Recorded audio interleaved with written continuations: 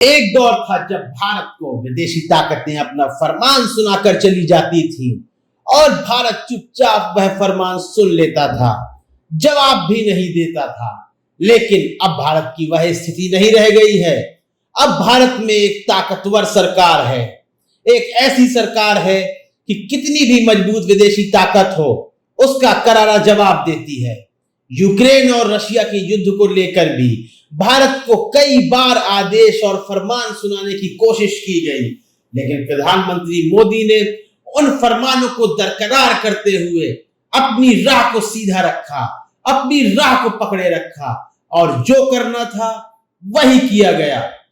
मौजूदा सरकार में सभी अधिकारियों को, सभी पदाधिकारियों को संपूर्ण स्वतंत्रता है। वह भारत के हित के लिए भरपूर कदम उठा सकते हैं और विदेशी ताकतों के दिए गए फरमानों का भरपूर जवाब दे सकते हैं। मौजूदा समय में भी यही हुआ। संयुक्त राष्ट्र में भारत के स्थायी प्रतिनिधि टीएस त्रिमूर्ति ने ब्रिटेन में नीदरलैंड के राजदूत को उनके बयान को लेकर कड़ी प्रतिक्रिया दी है, वह भारी लताड़ लगाई है। उन्होंने जवाब देते हुए कहा, कृपया हमें सलाह नहीं दें, भारत जानता है कि उसे क्या करना है। हम आपको बता दें कि डच राजदूत ने कहा था कि भारत को यूक्रेन मुद्दे पर संयुक्त राष्ट्र महासभा में भाग लेना चाहिए था। रूसी सेना ने 24 फरवरी को यूक्रेन में सैन्य अभियान शुरू किया था, जिसके 3 दिन बाद रूस ने यूक्रेन के अलग अलग क्षेत्र डोनेट्स्क और लुहांस्क को स्वतंत्र क्षेत्र के रूप में मान्यता दे दी थी।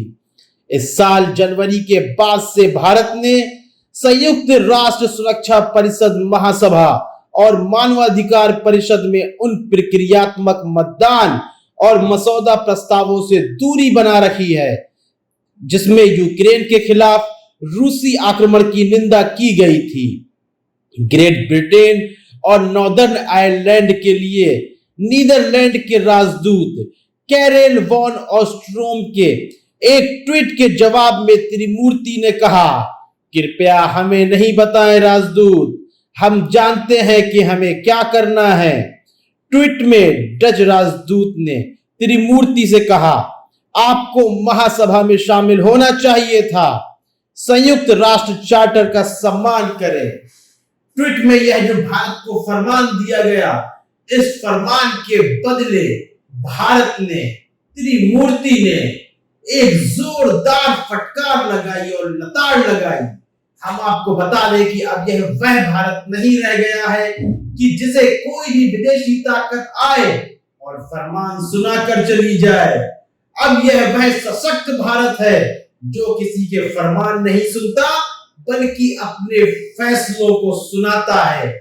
यही काम किया त्रिमूर्ति ने, क्योंकि अब सशक्त प्रधानमंत्री की ओर से सभी अधिकारियों को स्वतंत्रता प्राप्त है कि वह भारत के हित में कड़े फैसले ले सके, कड़ी बातें कर सके और विदेशी फरमानों की निंदा कर उन्हें लताड़ ना लगा सके।